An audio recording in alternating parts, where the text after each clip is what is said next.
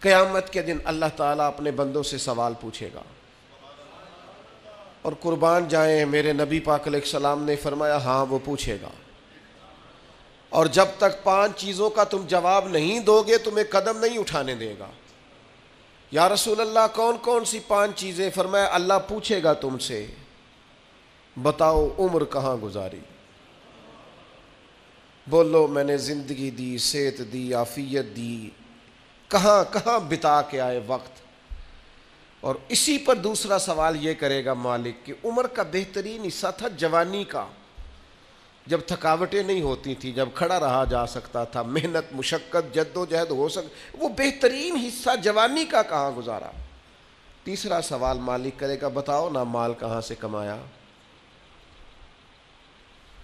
اور چوتھا سوال یہ تھا کمانے کے بعد بھی مالک تم نہیں تھے، گویا دیا تو میں نہیں تھا نا، تو بتاؤ پھر لگایا کہاں پہ تھا، خرچ کہاں پہ کیا؟ ثم لتسألن یومئذ عن النعیم، ایک ایک نعمت کے بارے میں اللہ پوچھے گا۔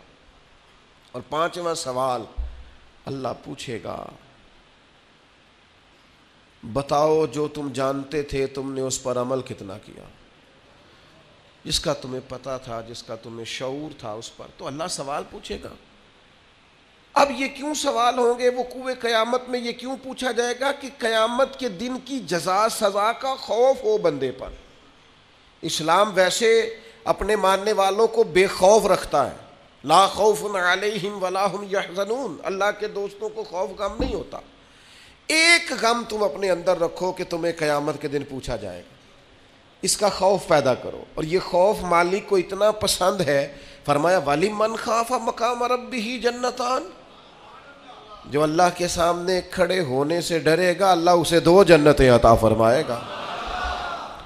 اس دن کا خوف اپنے دل میں پیدا کر کے تجھے کھڑا کیا جائے گا، تجھ سے پوچھا جائے گا، تیرے سے سوال کیا جائے گا، تجھے جواب دینا ہے۔